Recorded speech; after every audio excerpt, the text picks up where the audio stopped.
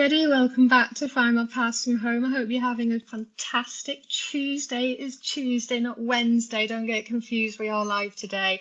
My name is Ellie. I'm Senior Community Executive at Findmypast. And this week at Findmypast is Community Week, where we get to celebrate all of you and how you help each other out day after day, support each other and give us feedback and help us to improve. And we just want to say thank you to you for being so wonderful. Basically, there's loads of giveaways going on various social media platforms. Our community award voting is open over on our blog. Please go and vote for one of our nominees. And of course, we're doing special live events as well, just like this one. This is a special Community Week edition of Ask Me Anything, where you get to put your family history conundrums and questions to our panel of experts.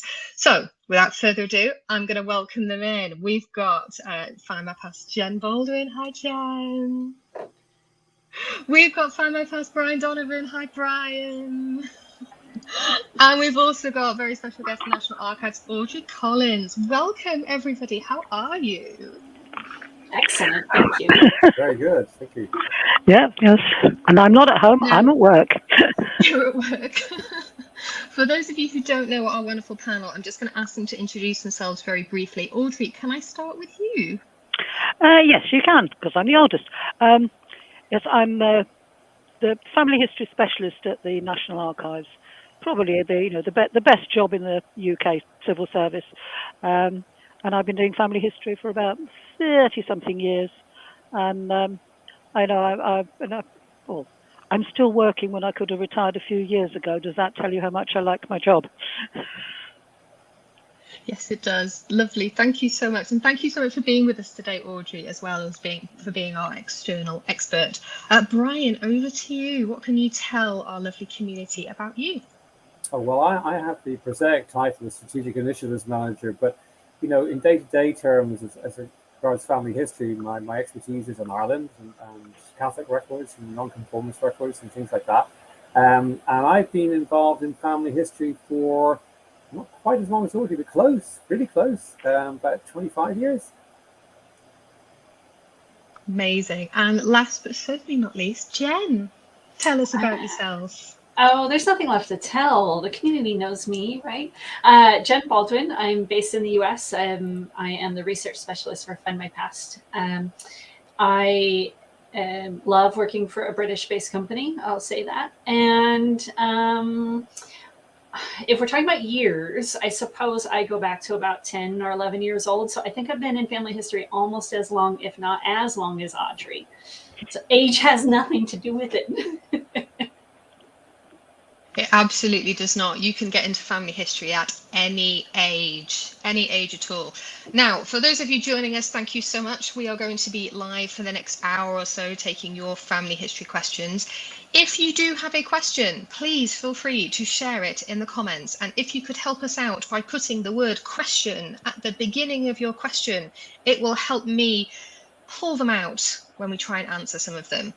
And we have had plenty in advance, so we're going to be working through those as well. And we'll do a few pre-submitted ones, we'll do a few live ones, and we'll just go where the wind takes us, I suppose. So let's get started, shall we? So my first question was from John on Twitter, and this question will go to Audrey. So I have an ancestor born in Glasgow in 1907, then no trace whatsoever. I checked deaths, marriages and emigration records. The mother died in 1917 and the father in 1920. Help! I should say no trace on the census either. Her half-brother, my grandfather, was adopted. She was not adopted with him to that family. If she was adopted and her name was changed, how would I find her? Audrey, over to you. Okay, right. I was very interested in this question because most of my ancestors come from Glasgow, so I am familiar with this. First of all, the bad news bit. Someone born at that time, you're not going to find any kind of official adoption. I mean, adoption, it did exist, but it wasn't the formal adoption. It actually started in Scotland, I think, a little bit later than in England. I think it might not have been until about 1930. So, any arrangement would have been unofficial or semi-official. And the same goes with changing names. It's it's very unlikely that you'd find an official record, because until comparatively recently, there was no need for paperwork, even though the law doesn't require it. It's just that, the law might not require it, but your bank and the passport authority and so on do. But the changing of name was essentially very, very informal. What you might find is, if depending on the status of the family, if there was a family breakup and parents dying, one of the best sources of information anywhere is the poor law records for Glasgow in the Mitchell Library, the Glasgow archives there.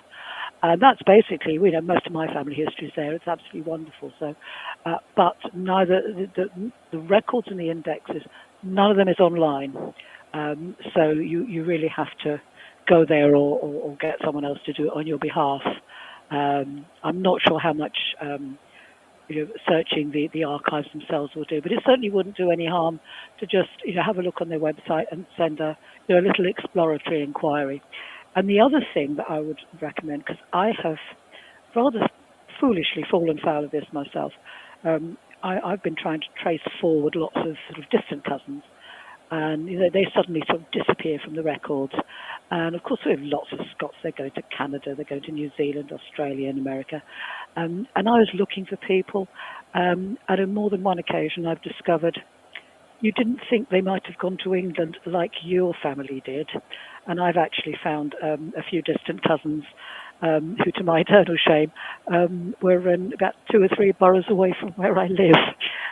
So do, if you haven't already, bear in mind the possibility they might have gone to England. It was, quite an easy journey. Lots of us did it. So, I make the mistake so you don't have to. So we're thinking Glasgow poor law records, yeah? It's always worth a try, because they are very well indexed. Great. And then if you do find something, the records themselves are absolutely amazing. So it's definitely worth a try, and also just maybe look in England as well.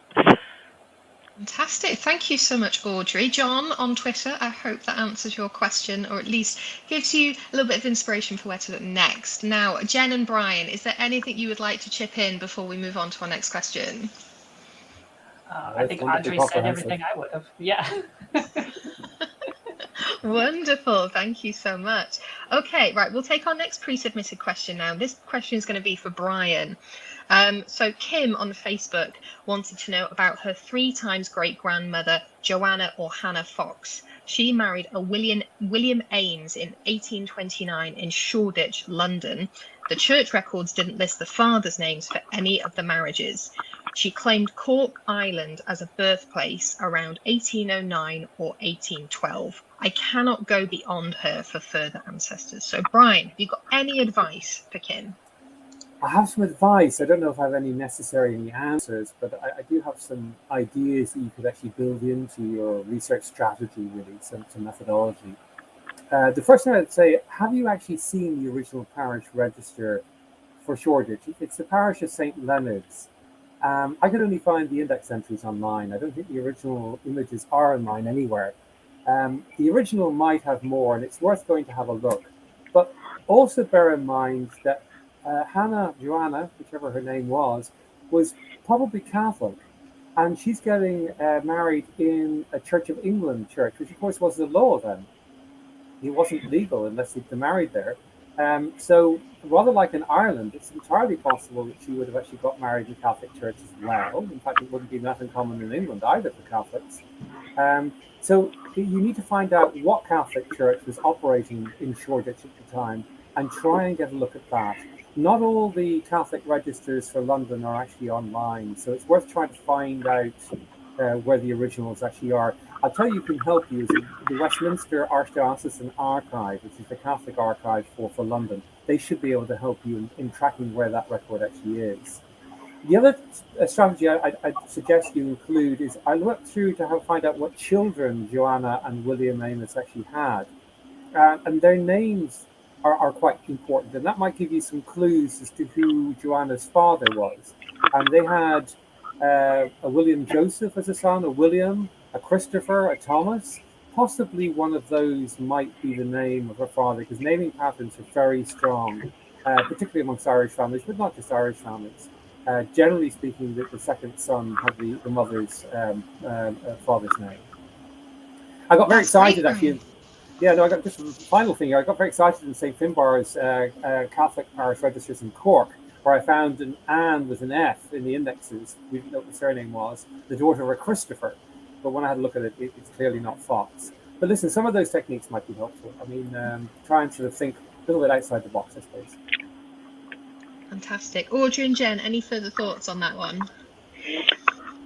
No, not really. I think that pretty much covered it. My only thought when I read that comment was, don't just assume that Cork, Ireland as a birthplace is correct just because one record has it. Try to find some other evidence that indicates the same or something different, right? Just because you have one document doesn't mean that's necessarily the truth of the situation. So take that into consideration as well. Thank you very much, guys. Okay, let's take a live question now. So this is a question from Kaylee on Facebook. How would I find a gypsy ancestor? I'm not sure who started that one. Who would like to take it? It was me. I love questions like this because I have traveling folks in my background as well. Not directly related, but circumstantial situation that makes them really interesting. So first, Kaylee, I would start with census records, almost especially in the UK, and I'm going to assume this person is in the UK. They would have been enumerated if they were around a police station or something of that nature, specifically for 1911, 1921. And you're going to look for indication in that census of some kind of occupation. It might say traveler, it might say tinker, something of that nature. You might also see them in really large family groups. That's usually an indication that they are not in kind of a typical traditional household scenario. I also highly recommend genealogy periodicals and newsletters for this type of information. Social context is what genealogists love to write about. So go to the local family history society of where you think they might have been and see if they have any information or have ever published articles about researching Romanies in that particular area. Those would be my two primary sources for this type of research to get going. Fantastic. Audrey and Brian, any thoughts on that before we move on? I do, yes. If it is UK, then there is the Romany and Traveller Family History Society, and they're an absolutely terrific society. They all sort of, it grew out of self-help, people who had traveller ancestors. They're also very useful for other sort of itinerant groups like circus and fairground people. And in the census, Jen's quite right that the police enumerated some people who were not in houses, but I've found quite a lot in earlier censuses where you'll find actual Romany or Gypsy encampments where a very thorough enumerator has gone and actually listed these people being in vans or tents. So they do crop up in the census. The thing is, where the heck are they? Because by definition, they do move around. Great, thank you very much. Okay, right, let's take our next pre-submitted question now. Let's have a look here. So we're going to go back to Audrey for this one. This was from Zoe on Facebook. I have a bit of a brick wall with one of my ancestors. Her name was Matilda Fane. She was born in 1835, Reps, Norfolk, to Noah and Mary Ann Fane. She got married in Norwich in 1864 to a widowed silk weaver called Charles Howard. After that, there is nothing on her. She seemingly disappears from all records. Audrey, can you help Zoe? Well, a couple of things spring to mind. I mean, if somebody disappears from all the records, well, that might just mean that they're in there somewhere, but they're very difficult to find. One of the things that struck me is that she marries a widowed silk weaver in 1864. Okay, now a possible reason that you might not have been able to find her after that, when she seemingly disappeared, is it is always possible that her widowed silk weaver died and she may have remarried again.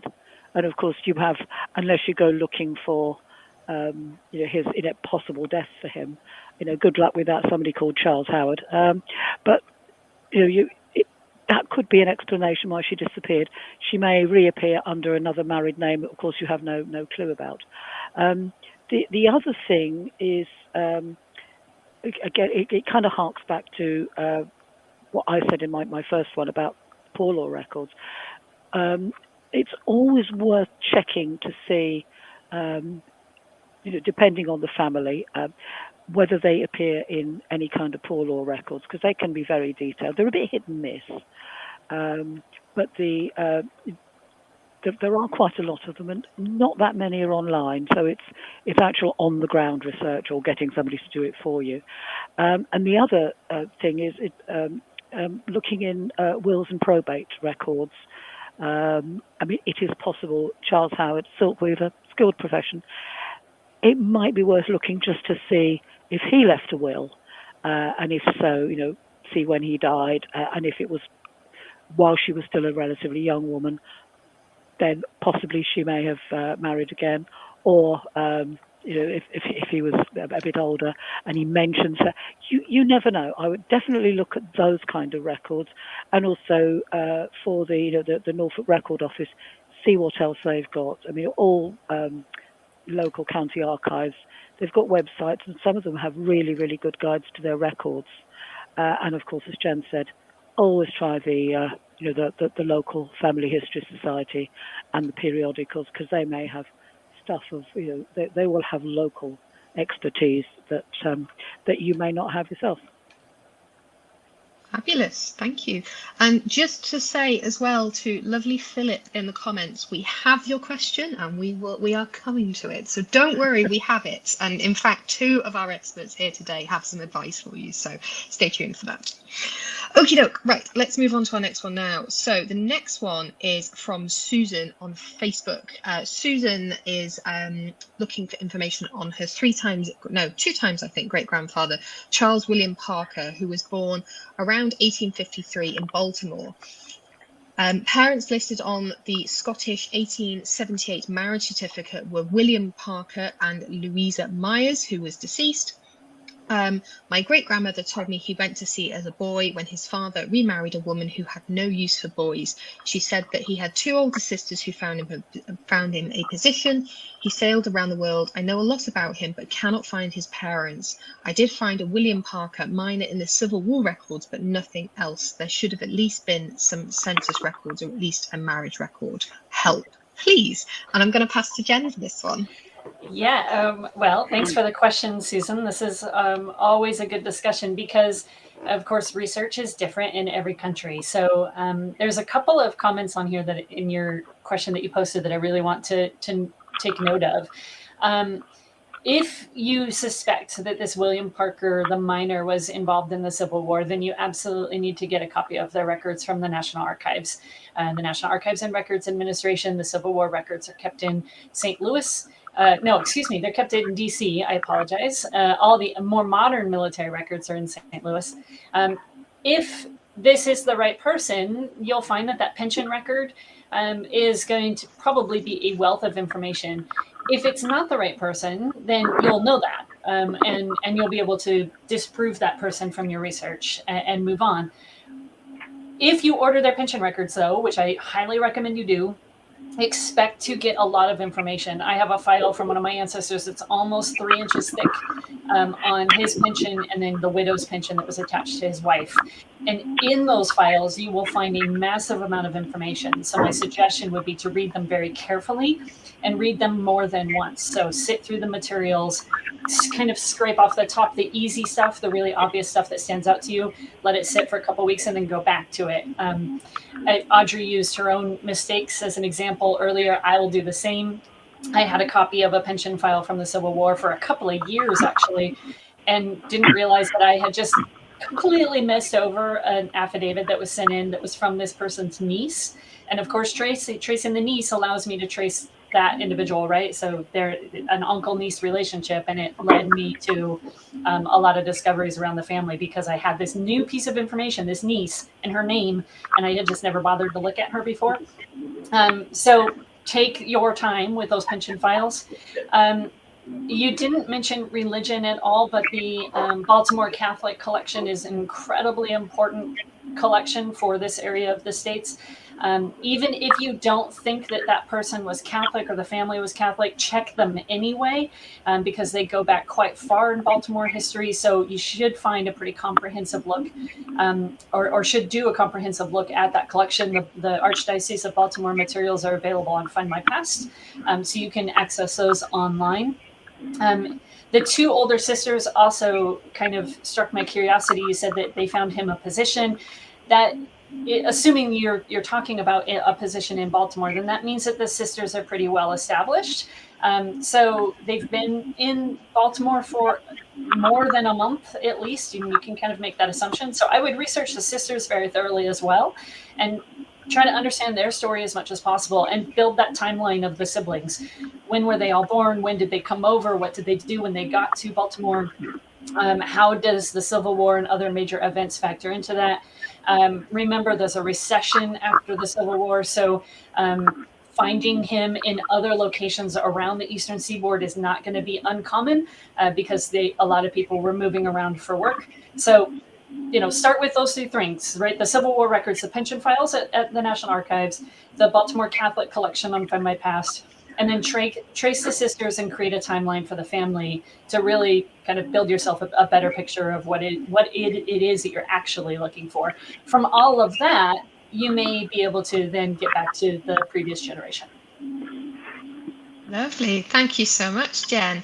I'm going to move swiftly on, if that's okay, just in the interest of time.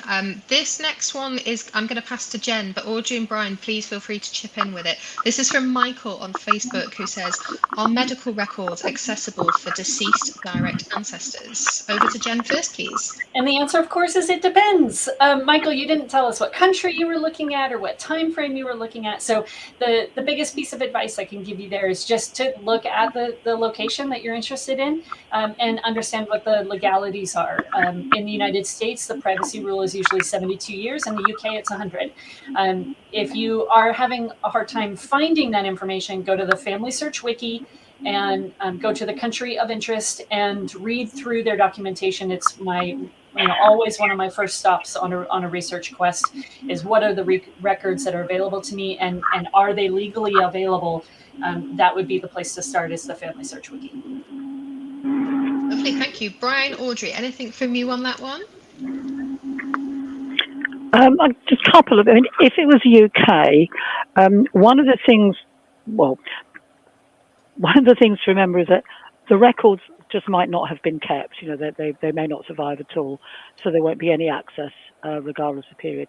But there's quite a useful tool on our National Archives website. If you're on the page that says help with your research, scroll down to the bottom, and there is a link to something called the Hospital Records Database. Now, it's not completely up to date. It was done several years ago and it hasn't been added to, but it's a very useful way of finding if there are any records for any particular hospital and where those records might be, and then what the access is. The other thing is that Jen is quite right. The cutoff is usually 100 years, but that can be effectively be longer than that, because to make a record publicly available, it will usually be 100 years after the date of the most recent entry in a book or a ledger or whatever. Now, that doesn't mean that you can't get at a record that's much earlier than that, but what you may need to do is to contact the archive and say, my ancestor's record is in such and such a book, but it's the most recent record is 80 years ago, say, so the book isn't open for public inspection, but they may be able to go and just extract the record that you want. I know one of my second cousins did this for an ancestor who is in an asylum. She was able to get the record, whereas the book itself is still closed. So that's that may be worth a try. Great, thank you so much. I'm going to skip ahead a little bit because I feel like we've been, Brian, you've not answered a question in a while, so I'm going to skip ahead and do one for you. So, Brian, this goes to you then. This is from Twitter, and this is from Wiggy Cat. Wiggy Cat, you didn't have a name as such, so I'm just going to call you Wiggy Cat. What would a messenger to the Board of Inquiry in Dublin in 1805 be This is the only mention I have of my 4 times great-grandfather. No trace before or after. Is it likely to be military, naval perhaps? How might he have got the job? Well, just to mirror what Jen was saying, it depends. Like a board of inquiry, there's lots of different types of board of inquiry. Most traditionally, a board of inquiry was set up by an act of parliament, and it would be in London in 1805 after the Act of Union. So their job, or board of inquiry's job, was to investigate an issue and report back to Parliament with recommendations. And boards of inquiry were set up to deal with all sorts of things: education, the courts, customs, revenue, the police, jails, God knows what. So loads of things are set up. So it could have been part of that. Or a board of inquiry could be set up by the civil administration in Dublin, because of course there was a big administration in Dublin Castle, and they were set up to gather information to help them make a decision about salaries or some other branch of government. So there's no single answer to what is a board of inquiry and what it was to get the job.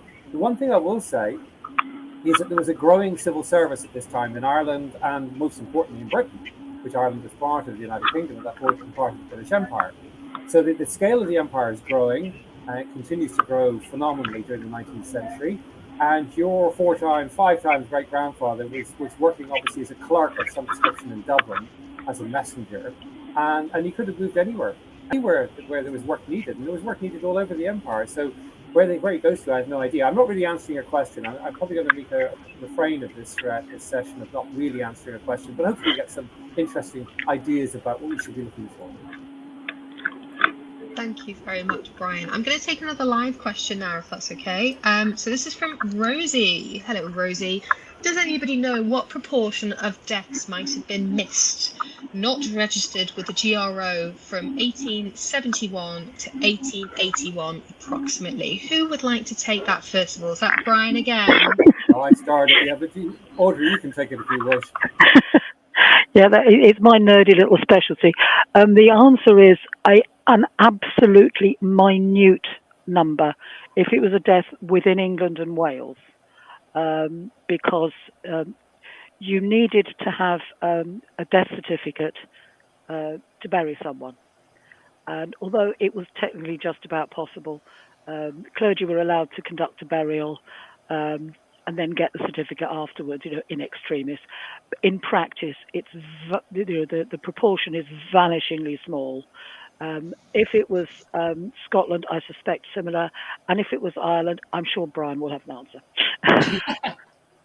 Well, it would also be very, very small. It's a really interesting question, because people ask this question all the time: how complete is a GRO file, irrespective of whether it's England, Wales, Scotland, or Ireland? And what I've always heard, and you can tell me if I'm wrong, Audrey, is that death records are pretty complete. Marriage records are very complete. And the reason for both of those is Audrey's described what reason why death records are. Marriage records were legally the responsibility of the celebrant to record and to file with the registrar. With birth, it's different. That was the legal responsibility of the parents to register, and they're the ones which are the most dodgy, and possibly up to, in the 19th century in Ireland, we think somewhere in the region of 10 to 15% of births are missing. It declines, it becomes less and less and less as time wears on, and by the 20th century it's relatively unusual because increasingly doctors and hospitals are involved. But that's, it's a good question to ask. Yeah. There's actually one, it said GRO indexes, and actually there's a qualification to that.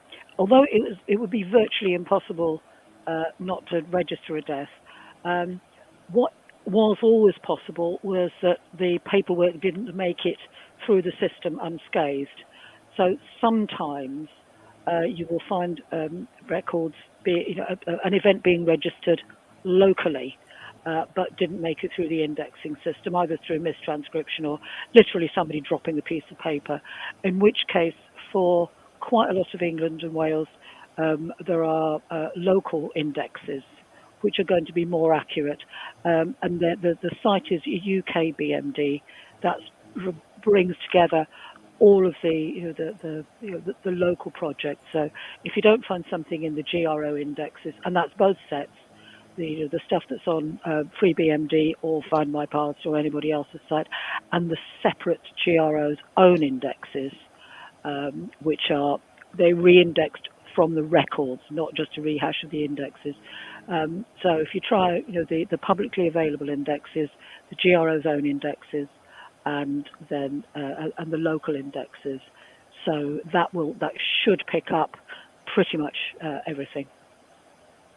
Great, thank you very much. Great question, Rosie. Thank you for that. Hope that helps. Okay, we're going to go back to Jen now for a question from Carol on Facebook, who says, my great-grandfather Charles Thompson Hunter was born in Brazil in 1876. At some point he went to the UK, where he married in 1899 to a Jane Clark. They lived in Liverpool. He died there in 1924. I have a copy of the marriage certificate. He is on the 1901 and 1911 censuses. I found his parents, who were British, and his siblings, who were all born and stayed in Brazil, but I can't find anything about him prior to 1899. And I think, Carol, you are tuning into us from YouTube today. So hello, Carol. And Jen, I'm going to pass to you now. Sure. So, Carol, thanks. Another great question. I think, the answer here really on this one is that you're looking at an international family, right? So you're looking at a process of a really exhaustive research on the parents, the siblings, aunts, uncles, cousins, etc., to try and determine the story for this family going back and forth between the two countries. Also, you noted that he's born in 1876, and you're looking for information prior to 1899, but he's still a relatively young person. So, he's in his 20s in 1899. And so you're looking for someone who is not necessarily going to be found on the records specifically because he's an adolescent. So if you're looking to kind of build out that tree and try and find his parents, etc., then you need to be looking at siblings and cousins predominantly, anybody in that immediate cluster around the tree, so that you can get as much information on the family as possible. I would recommend the Family Search Wiki again for help on records for Brazil.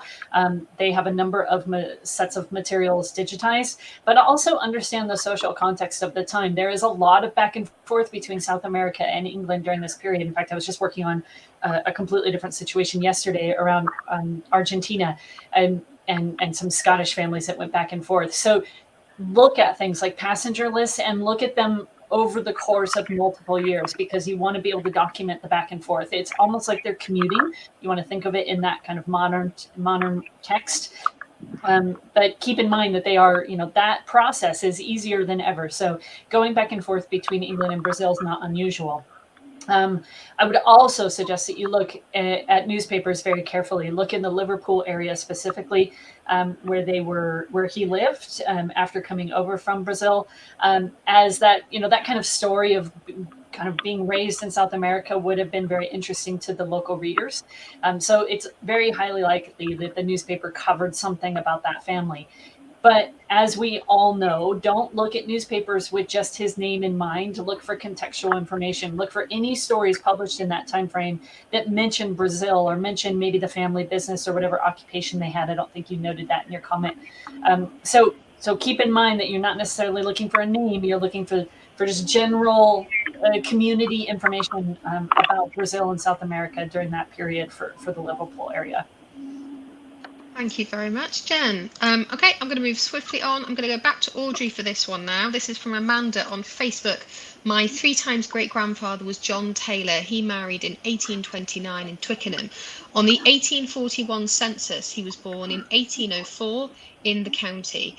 In the 1851 census, he was born in 1804 in Gloucestershire. In 1861, he was born in 1797 in Herefordshire. He died in 1870 in Middlesex. As if the name John Taylor wasn't bad enough, then you get all of these inconsistencies. There was one baptised in Newent in Gloucestershire in 1799, parents John and Mary. Is this correct? Audrey, can you help? Well, sort of. It's one of those cases where you just may never be able to get an answer because of the combination of inconsistent information and a very common name. And sometimes that just happens. I mean, I am piece of research I'm doing at the moment. I'm tussling with a whole bunch of unrelated Jones families. So I feel your pain.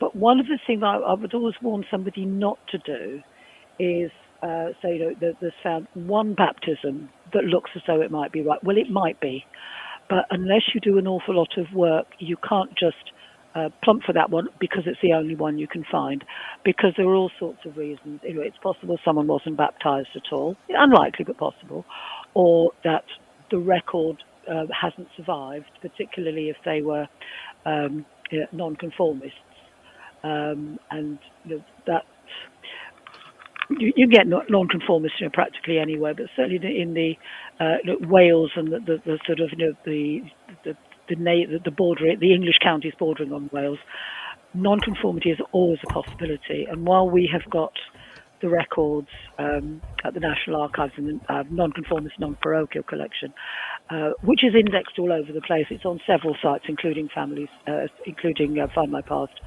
but those records are known to be incomplete. So you can't just say, well, it's the only record so it must be the right one. What you can do, though, is the quite tedious process of elimination. If you find a candidate that looks like it might be your person, what you should do is do what my history teacher always told me to do, which was, if you have this theory, first thing you should do is to try to shoot it down in flames. Try very hard to prove that it's not the right one. So if you can find somebody in that, somebody of that name and that age in that place doing something which rules them out from being your ancestor, then it's harsh, but at least and you're not going to end up with what Michael Gandhi used to call a folder marked ancestors I used to have. The inconsistencies in the census, they can sometimes come about because it depends who's providing the information. If somebody's providing their own information, you'd normally expect that to be correct, but it might not necessarily be. Actually, the most accurate ones are parents giving the birthplaces of their children, because they were alive and sentient at the time, whereas you only know where you were born on the basis of combination of your birth certificate and what your parents told you. You don't remember being born unless you're really, really weird. So sometimes it's worth just exploring a little bit to see, to look at the wider family, see where. By the 1851 census, he probably wasn't going to have siblings with him in the family. But it's worth having a look around. For example, he seemed to be fairly settled in that sort of Twickenham, Turnham Green area, which is just across the river from where I'm sitting at the moment. It might be worth looking at, see if you can find the extended family, or at the very least other people called Taylor. Yes, I know, brace yourself, but who have birthplaces in the census in some of those places. It might turn out to be a complete waste of time, but sometimes you will pick up patterns, and you might be able to identify families. So it's worth having a look at that, because the one thing you have got in your favour is he does seem to have been settled in that same general area for most of his life, after the confusion of where the heck he might have been born. So it's not a particularly hopeful magic bullet. Here's the answer to your questions, but I think it gives you some constructive things that you can do, which might help or might not. But, if you weren't a complete optimist, you wouldn't be doing family history at all, would you? Absolutely. I'm going to take another live question now. Thank you so much for that, Audrey. Daphne says, I'm in Somerset. I have a couple of Scottish great-grandfathers who married Irish women in the 19th century. The only way I know they're Irish is from the census. How easy would it be to trace the Irish line with so little information? Now, I think Brian might have got that one. Am I right? Yes, Did Brian start that one? Over to you, Brian. How easy would it be to trace the Irish line with so little info? The short answer is, unless you've got a really unusual surname, I just really wouldn't bother. You need to actually have some concrete information before you get involved in any search in Ireland at all, particularly at this early phase. You need to have a concrete name. You have that, which is good. So you've got one thing, which is good. You need to have a specific place. Now, that's what you're really missing. You also need to have a specific date, like when was she born, or and you probably can work that one out. But you have to have at least the name of the county, preferably something more detailed than that. And in the absence of that, you need to have some information about a relationship, a father's name, a brother's name, a sister's name, somebody where you can get back to the records, you can actually try and verify that you're on the right track. But just the name and the fact that they're Irish, don't hack it when you get back to the records. You'll just drive yourself mad, and you'll probably end up getting the wrong record, and it will lead you down a rabbit hole that's got nothing to do with you. So just be careful. Do further research back at where they lived. You will find other information about them. There's a good chance something survives that tells you where in Ireland they came from. If you can't trace it for them, try and find out if any siblings are there and trace them instead. You might get it for them. Sorry to be negative, by the way. I don't want to be trying to be constructive. Can I just add something to that? If she said they're Scottish great-grandfathers. Now, if they were in Scotland, if these Irish women died in Scotland, look for their deaths, because again, it depends on who was giving the information. They may not have got all the right information, but Scottish death certificates, unlike these miserable, rotten English and Irish ones, they give the names of both parents of the person who's deceased. Now, that might not help very much if it's a really common name, but it's worth having a look at. And this depends on them dying in Scotland. You can only recommend that as many of your ancestors as possible manage to roll themselves across the border or row across the border and go and die in Scotland for the better documentation there. But that would definitely be something to check out. And incidentally, women in deaths of Scottish women are easier to find than men, even if they've got common names, because in Scotland, women are indexed under all the surnames they've ever had. So I could find my great-grandmother, Janet Brown, really easily because she's also indexed under her maiden name, which was Suter. So I found a pair of matching entries and bingo, that was it. So definitely look, if they were in Scotland, or you think they were in Scotland, see if you can find their deaths, and that might help.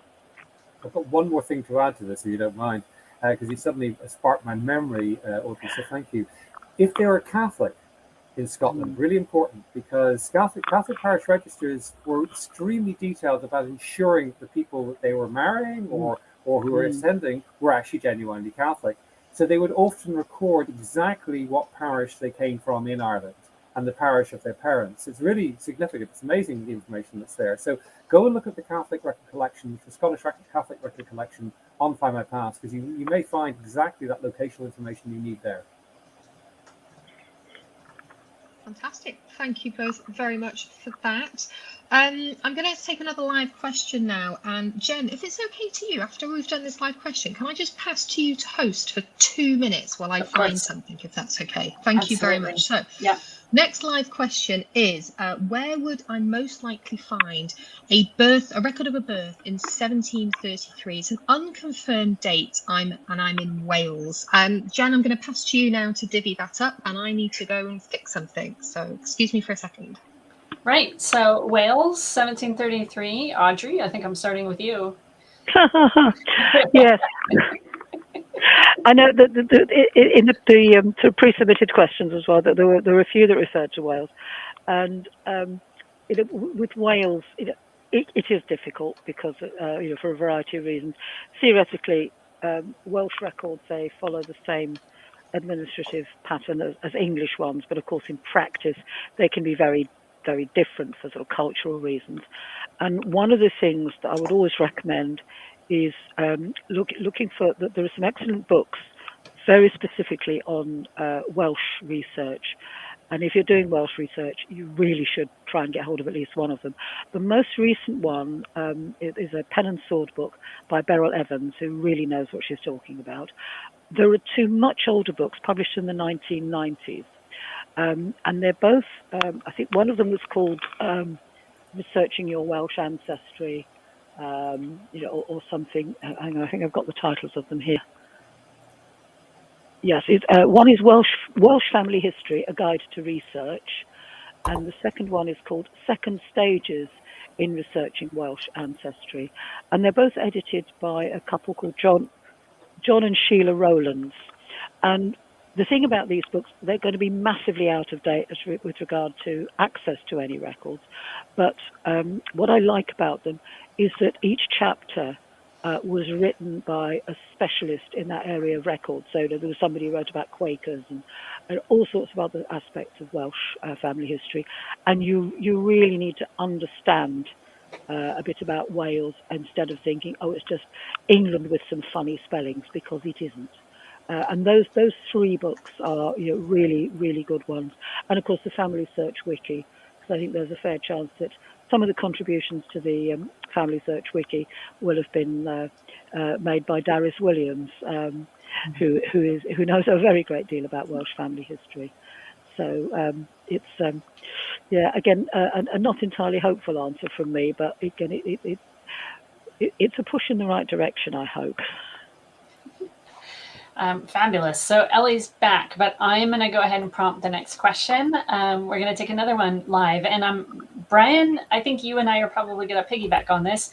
So Aletha wants to know, her 4th great-grandfather, Charles Murphy, came to Canada from Ireland sometime before 1833 when his first child was born there.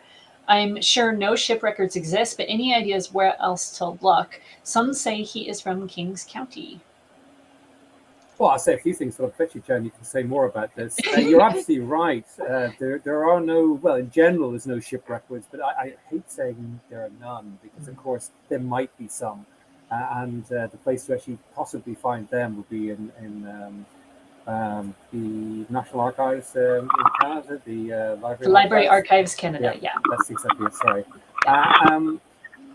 But assuming there aren't any, and it was unusual because, of course, Canada and Ireland are part of the same empire and the same country fundamentally.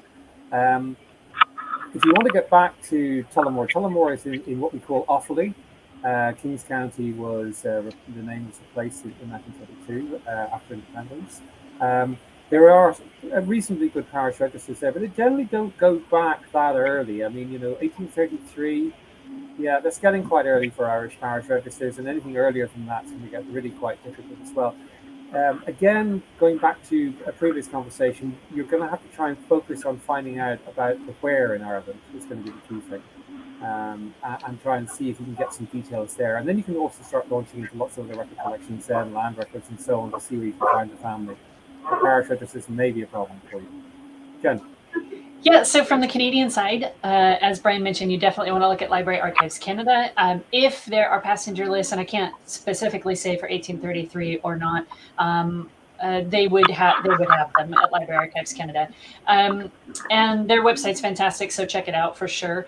The other part about Canada that you need to know is during this period is that it's a colony, it's a part of the British Dominion, but it's also still trying to figure out itself. So you're right in the period of a lot of governmental change in Canada. So you might actually be looking at Lower Canada or Upper Canada. You need to understand those differences. You didn't say where in Canada. I'm going to assume somewhere around Montreal or Ontario. Those were the most populated places and remain so now today. The Ontario Genealogical Society is a fantastic resource. If they're in Montreal, of course, you need to expect records to be in English and in French. So be prepared for that also. And then obviously just the early Canadian censuses might give you some ideas. And again, those are available widely across the internet. Findmypast has some, Library Archives Canada, etc. So yeah, keep in mind that those passenger lists may or may not exist. You might also look at newspapers. Newspapers in Ireland advertised heavily to people migrating to North America, specifically to Canada. It was actually cheaper to travel to Canada than it was to a United States port. So that's one of the reasons why there are so many immigrants moving into Canada. So keep in mind those newspapers are advertising all over the place, and you might find some little speck of information that leads you to a more specific location in Canada somewhere.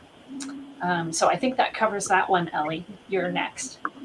Thank you so much for that, Jen. Really appreciate it. Right, let's just, there you do. You've done it for me. Thank you so much. Okay, next we're going over to Philip. Now, Philip submitted a question in advance, and it was a great opener. It's one of the reasons we wanted to answer it. He says, "Hi, experts. I think I have the Berlin Wall of brick walls. can you help me solve the mystery of my grandmother who seems to have died twice? Now, Philip, you very kindly provided us with a lot of contextual information. I'm not going to read it all out now, but please be assured that our experts have read it. So I'll just go into it a little bit of detail. Can you help me solve the mystery of my grandmother who seemed to have died twice? She was Mary Stewart, who married Patrick Price in Letterkenny, Donegal, in 1919. Her father was noted as George Stewart. No mother listed. The Price family moved to Glasgow between late 1919 and 1921, when my birth mother, Margaret Price, was born in 1921. All fine so far, but on Mary Ann Price's 1964 Glasgow death certificate, and this is where I have to go over, her parents are noted as George Stewart and Hannah Carr. There was lots more detail, but I'm going to pass to, I think I said I was going to pass to Brian first. Was it Brian first? Yes, Brian first. I mean, this is a complete pickle, and it's great. I love these sorts of problems. So yeah, I got stuck into this and wasted far too much of my day working on this, but I hope it wasn't wasted.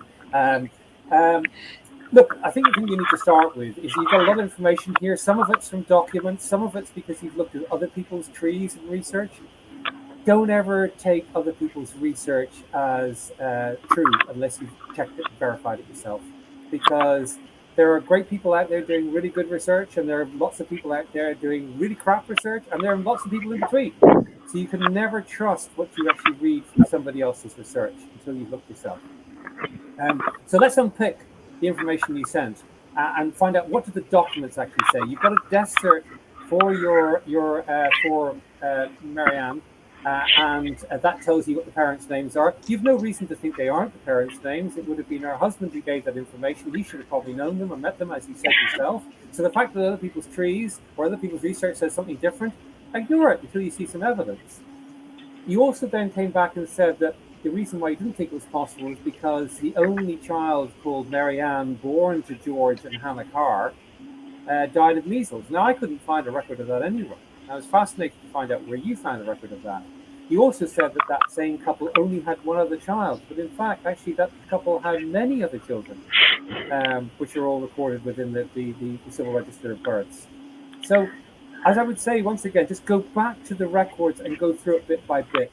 The one thing I'll say is that there is actually no information about children born to George Stewart and Hannah Carr prior to 1901, including that of your grandmother. So, they may have been somewhere else. Don't assume they were always in Donegal in Ireland. And for your sake, you better wish they weren't, because Donegal is very difficult to do research in. Thankfully, not so bad for this time frame. The only other thing to actually keep in mind as well is that, okay, I said it could be somewhere else, England and Scotland. I found a couple of possibilities in the birth records that might fit, so go have a look at them. I didn't follow through on that. But also, just to make matters even more complicated, Hannah Carr had a relative who was called Marianne and also married another Stewart. So there's actually quite a lot of Carrs and Stewarts interacting here. So, you know, your Marianne might have been, as you suggested, adopted. Maybe she was, but don't always assume that they're going to come from the same family or they're going to be another Stewart family. It could have been a Carr family. It could have been other in-laws. But just try. These are all possibilities. I don't know if Jen will be saying this, but I'll certainly say it now. Follow the fan approach. You know, there's family, acquaintances, the network. Understand all the people who live in a neighborhood to try and work out what's going on here. But I think that these people are moving around. They're laborers, and it's very common for people from Donegal to travel to Scotland, particularly seasonal work. So it's entirely possible that's what's going on here. Jen. Right, good. So when I read this comment, the first thing I thought was, I would flip this around. I would stop trying to prove relationships, and I would actually start trying to disprove them. Audrey mentioned it earlier, right? It is can be a little bit tedious, but you're really looking for the process of elimination here, right? You've got a lot of information, and you're not really sure which little bits and pieces fit together. So try to actually take some off the table and look at this from a completely different mindset. Brian also hit on my favorite acronym, FAN research, friends, associates, and neighbors. It is absolutely crucial in situations like this where you're looking at anybody and everybody who could have been involved in the family to try and add into that mountain of evidence. You've got a mountain, you've got a haystack, you're looking for the needle. So you need to kind of change your approach a little bit and get your metal detector out instead of your rake. See how far I took that analogy? That was pretty good, actually. I might have to work on that and use that again. I'm impressed. Yeah, that's great, guys. Thank you so much. I think we've probably got time for maybe 1 or 2 more live questions. I'm going to go with Carol's question. How common was immigration to Barbados from Scotland during the late 1700s, early 1800s? I have some DNA from Scotland, and I believe it's the Armstrong side from my dad's family. I don't know. I will probably pass to Jen first then. Yeah, although I'm guessing that Audrey might have some information on this as well. It's pretty common. There's actually a pretty decent academic study that was done a few years ago, just looking at passenger lists from the year 1635. And I know that predates your question, but just to give some context, travel around England, in and out of England to the Caribbean, North America, the colonies, this was pretty common, especially for businessmen, right? People that we would think of as businessmen today. So immigration back and forth from Barbados to Scotland, yep, constantly. And it's not, and at that point, of course, it's not necessarily immigration. It's just someone moving back and forth like we would think of a commuter today. But they would very often go to the islands, stay for a couple of months, maybe even a couple of years, come back, do business in the mainland, or work with their lawyer or something like that, property owner, and then go back to the islands for another couple of years. So yes, absolutely very common, Carol. Yes, that's something that we have quite a number of records on this. Certainly there was a lot of Scottish fortunes, particularly in the Glasgow area, were came from sugar and from plantations in the West Indies generally, and these people they traded. Jen's quite right. They often didn't settle in the West Indies because too hot for a Scot, so they'd go there for business, but they wouldn't necessarily stay. But because they were traders, a lot of these people, I discovered when I was researching someone who I now have in my folder of ancestors I used to have, because it turns out I'm not connected to them. But a lot of these trading families, they also had connections in England. And in England, anyone who died overseas, their will would automatically be proved in the Prerogative Court of Canterbury, and those are the records we have at the National Archives. And trust me, you would not believe how many people called Colin Mackenzie, with West Indian addresses, left wills. I mean, that was just an example. It was somebody that I turned out not to be related to. But yes, there are a lot of movement to and fro, but do remember to include England, because for a lot of them, it was, they might sail out of Glasgow, but they might come back to Bristol or London or somewhere. But a huge amount of, it said lots of people in the West Indies with Scottish surnames. Yeah, there's a couple of collections actually on Findmypast that we digitize in partnership with the National Archives that kind of cover some of this earlier period. They're essentially passenger lists, right? Permissions to leave England, essentially. So what are they called? Licenses to pass beyond the seas is one of them. One of my favorites. So take a look at some of those as well. Some of those earlier records from the National Archives that we've worked on are really, really illuminating in this period. That's great. I think we might have to leave it there, Thank you so much, everybody, for your fantastic questions, whether you submitted them in advance or whether you've put them in the comments live today. They've been really, really good. And I know a couple of them have been sort of head scratches for our experts, but they all like a challenge. And as I'm sure you can all attest, our lovely audience, our experts have a wealth of knowledge, and I'm really, really hoping that they've helped you out, even in some small way today. Apologies if we didn't get to your question. If we did all of them, I'm sure this would be going on for like 4 hours, and you all have, more interesting things to do with your evening. So thank you very much for joining us today, everybody. To our experts, Jen, Brian, and Audrey, thank you so much for giving up your time to help out our lovely community members today. And remember, lots more Community Week events happening. We've got Fridays Live on Friday with Jessie and Liam. We've also got some giveaways going on our main social media platforms. So make sure you have a look. Thank you so much, everybody, and we will see you next time. Take care of yourselves. Bye-bye. Thank you. Bye.